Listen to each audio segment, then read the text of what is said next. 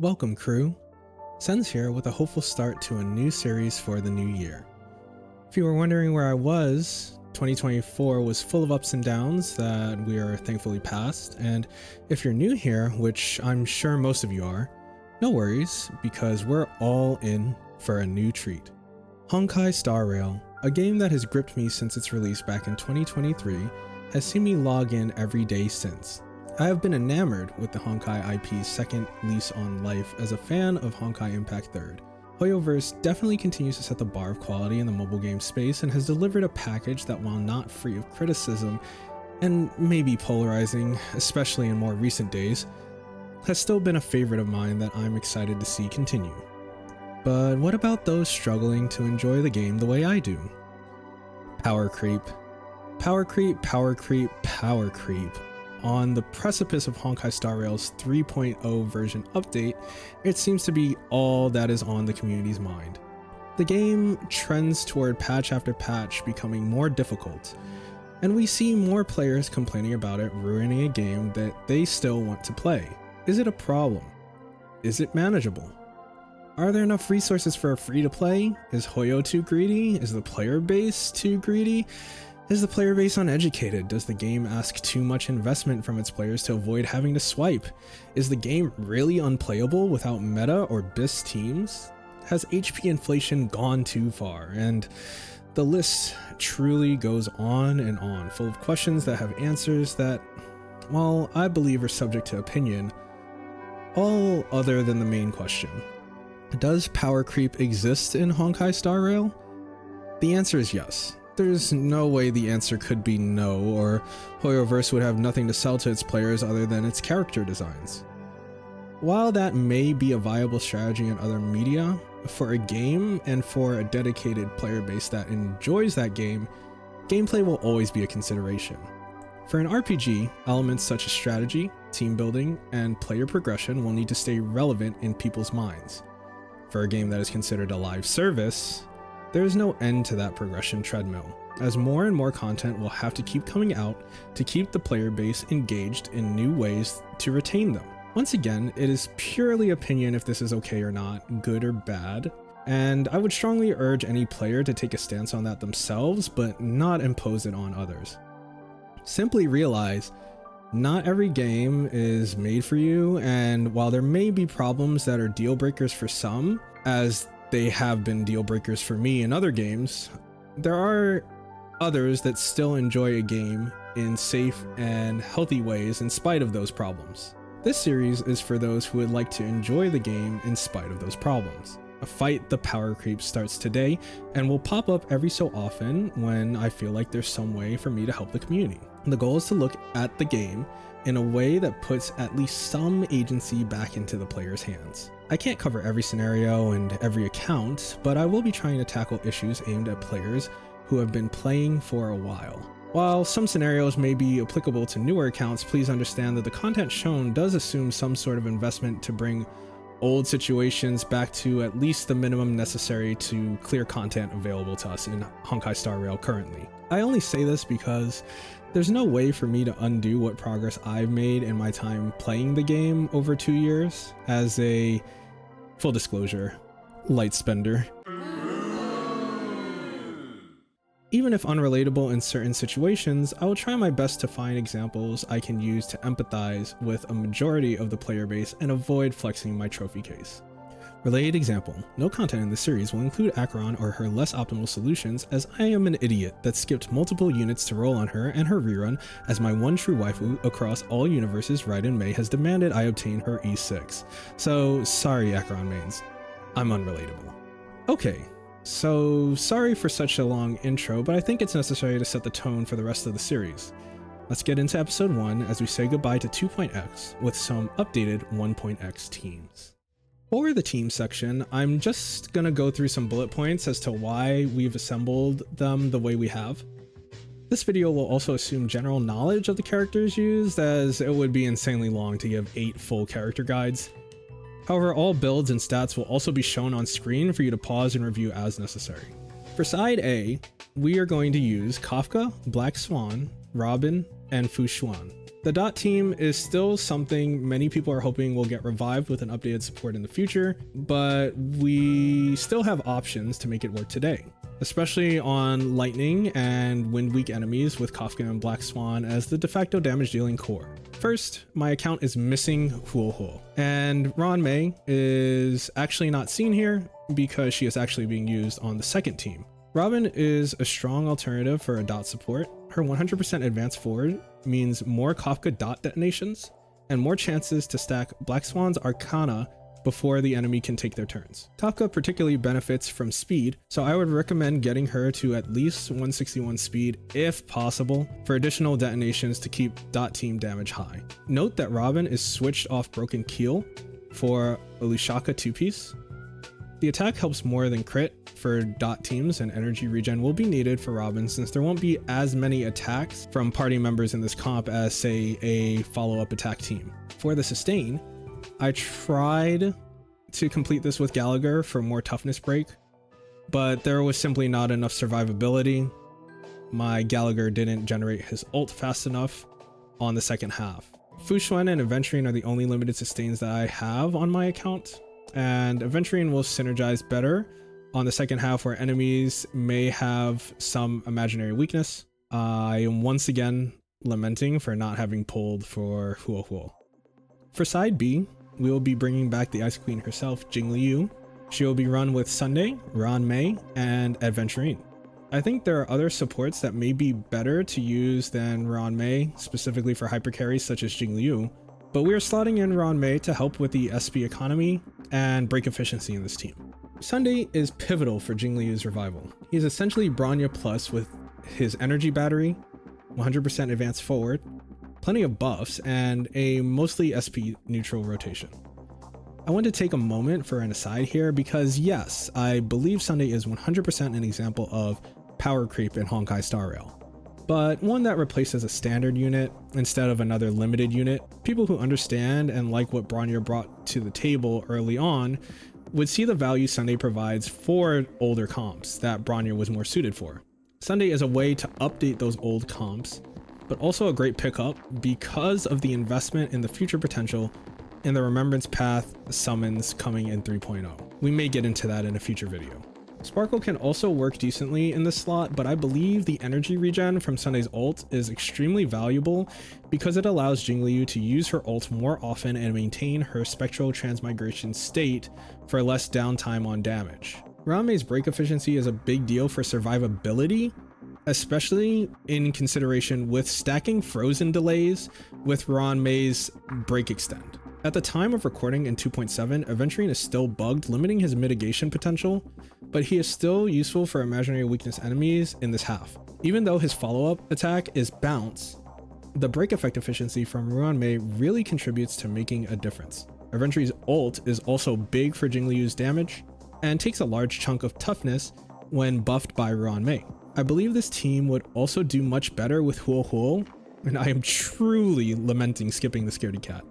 But even now, Sustain's main job is to keep the team alive, and even if not BIS and bugged, Aventurine still does that better than any other options I have. Now that we've yapped about the general reasons behind the teams and we have our game plan, let's put our investment where our mouth is and see all that in action.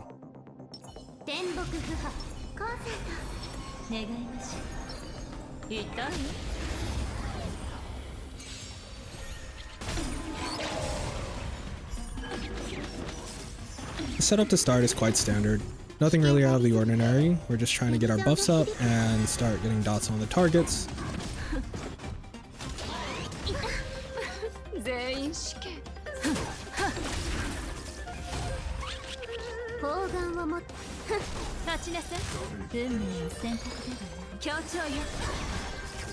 Start getting all those Arcana stacks.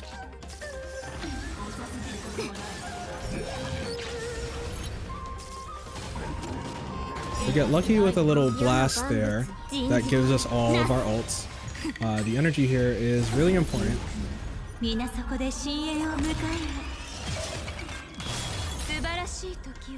Start to stack those dots even more and break everyone to delay them. so we can delay them before Robin's ult and continue to apply more stats. Now, we don't ult with Robin right away, because if we did, we would have 0 skill points. So instead, we attack. I thought about it here. I even actually let Fu Xuan's shield expire, but we won't need it for what's coming, and it's more important to get our skill point economy in the right position.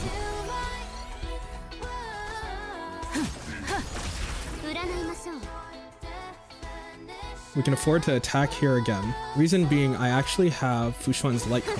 So even if we take damage here in the first half, we will get it all back in the second half. So I take a little bit of a gamble to make sure that we're able to deal the damage we need to get through this half in a timely manner. The Trotters help us out a lot here.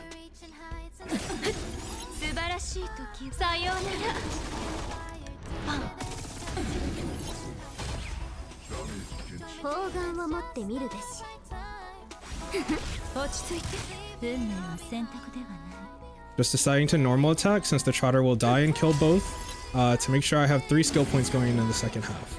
We get the full heal.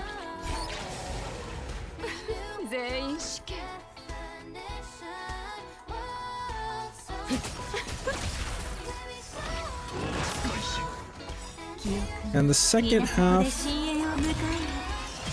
I don't believe anything really crazy happens. It gets a little scary with Black Swan taking so much damage there, but we are able to get Fu Xuan's shield back up. Can't ult yet.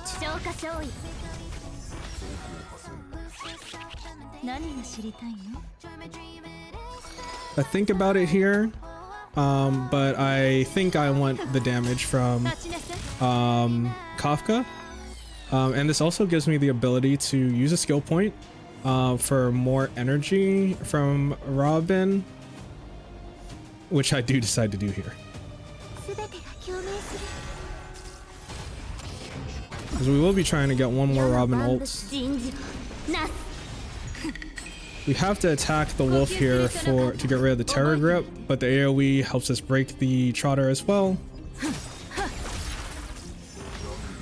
With the claw out, it's a little dangerous, so I decide to ult for the more dot stacks, and then we get enough energy from the big Svarog attack to advance everyone forward with Robin.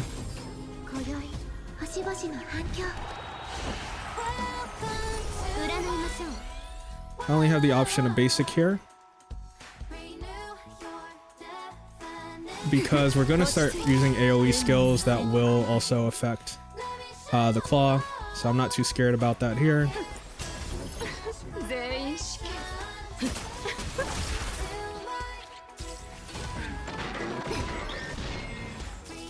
Fu Xuan gets grabbed, which is probably the best case scenario.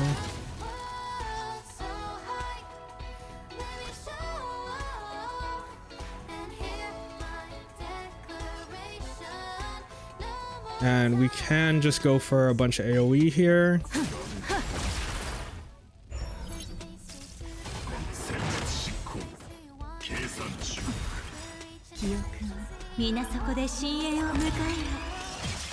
I'm gonna get Fu Xuan out.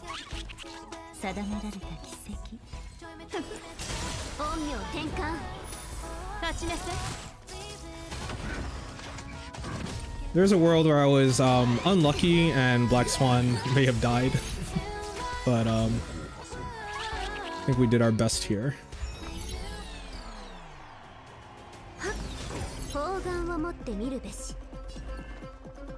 I'm gonna skill again, I think, just to get the ult. Some more AoE damage on the targets. It's not a lot, but it does add up. Trying to whittle down Frog's HP here because I realize he's still super high. The Trotters will help once again. The Arcana stacks are going to start blowing up and they're going to start chaining off of each other. And we are going to get one more Robin ult. Svarog is very good for generating Robin's ults, just because of the multiple hits.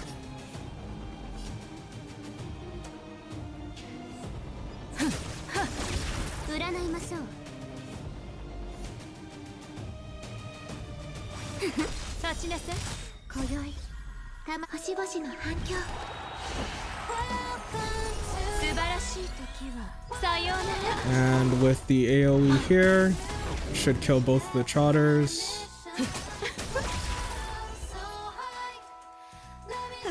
I think? Yes, from Black Swan?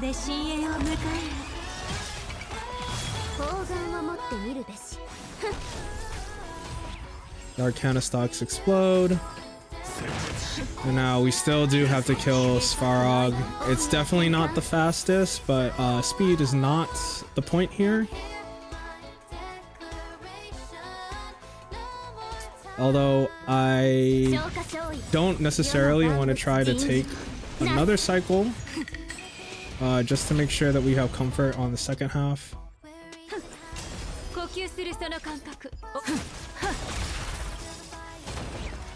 But with those Arcana stacks and another Kafka ult here, we are able to wrap it up.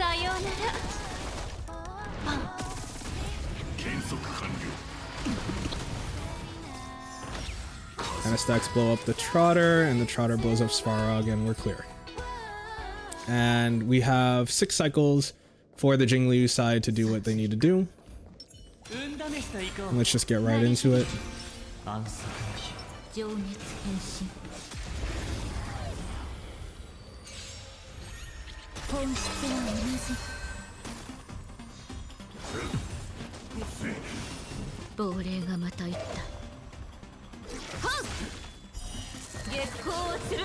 Able to get in this spectral transmigration state right away.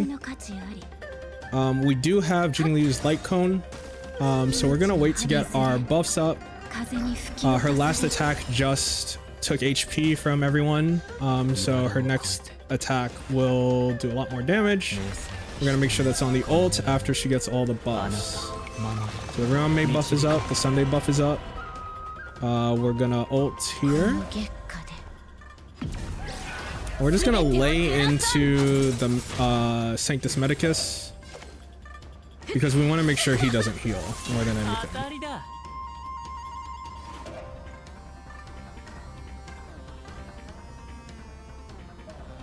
Just looking at turn order here.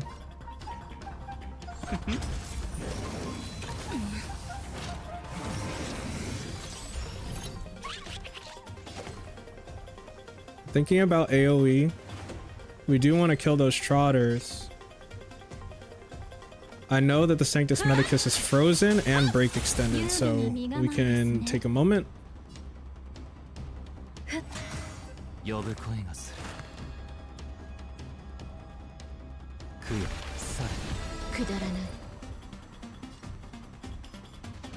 Now we have fallen out of spectral transmigration, so I have to take a moment to think about what I want to do here.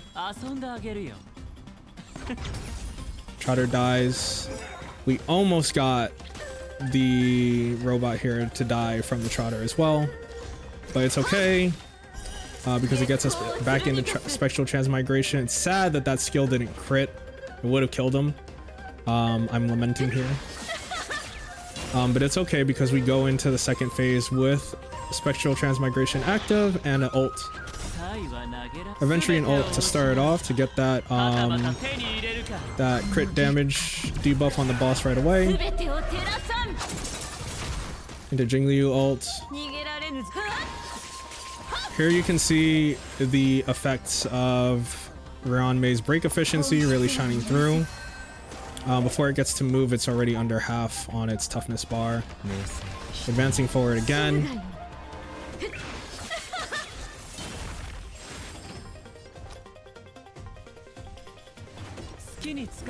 We're just gonna shield here for comfort. The shield was expired on 2 allies, and the follow-up shield is still bugged with Aventurine, so we want to make sure we don't run into a dangerous situation.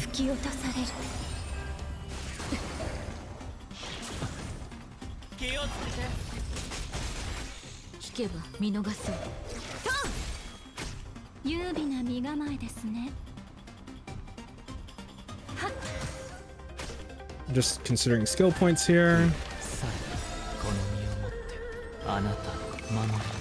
It's gonna give Jingliu her ult. She's gonna skill to get into spectral transmigration, and then we have the ult here as well, which we'll use.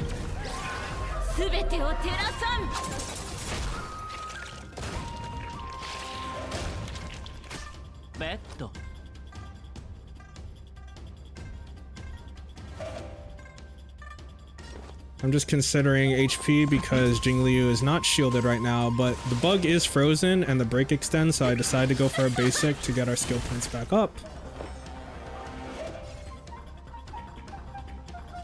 We don't need to break the Trotter because the AoE will do that for us with Jingliu. I thought about it for a second, but I realized how unnecessary it was. It's got another little 2%. It's kind of tragic. Not able to get him before the cycle. We're still looking good on turns. We're gonna start trying to get our spectral transmigration back here. I don't want to pop that Trotter because it's going to do more than 1% of HP. So I'm just going to use the 2 Jingliu skills to get back into Spectral. We get our ult. And I'm going to go to try and kill a little bug and start doing damage to the other Trotter. We'll use the ult here to kill the first Trotter. We're going to start a chain reaction soon here. We're really paying attention to the HP of the ads to help us deal damage to the boss.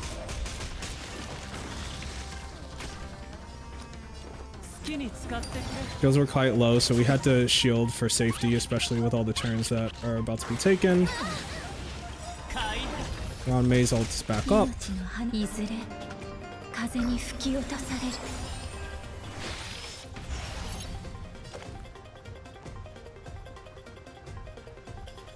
I want to consider what's going to die here and how much damage I need to do to the boss. We decided to lay into the boss. The ad dies. Really close to killing that Trotter. But we're still in Spectral Transmigration, so I just advance her forward. We're going to get Sunday ult to give her more energy. After this skill, we're actually going to get our ults. We ult to stay in Spectral Transmigration, giving us another stack, so we don't have to go through the downtime of having 2 skills.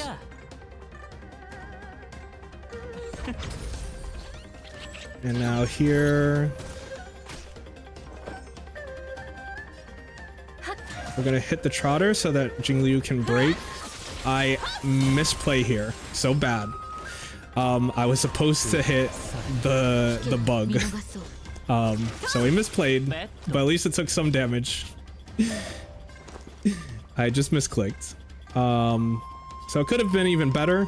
But I think ultimately in the end, we still come out on top. We do cut it a little close. We're on cycle 9 right now.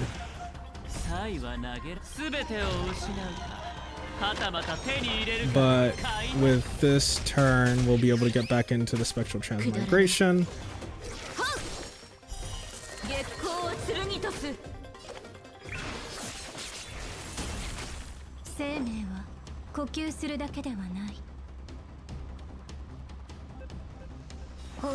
I'm able to skill. We have the skill point. Let's hit him again, and we ult for the finisher.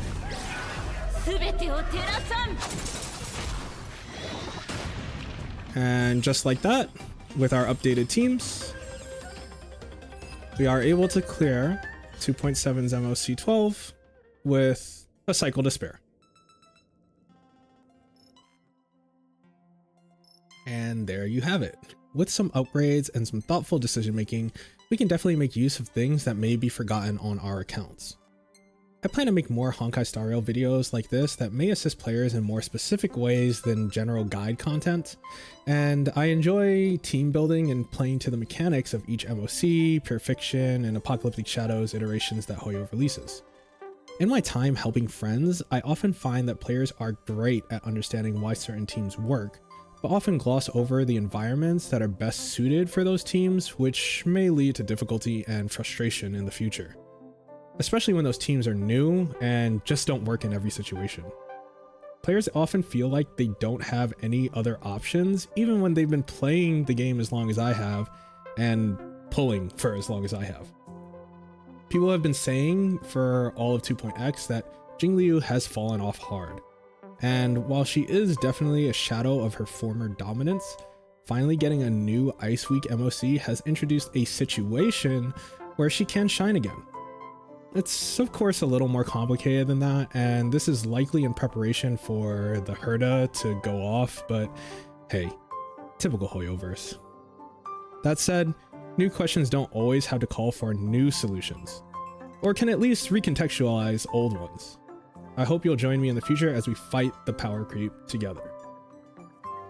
If you thought this video was helpful, a like, comment, and or subscribe would be greatly appreciated. I'm still rather new to content creation, and while I have been casually streaming for almost 3 years on twitch.tv/Senzane, I'm hoping to get the opportunity to take my videos to the next level and really grow a community this year.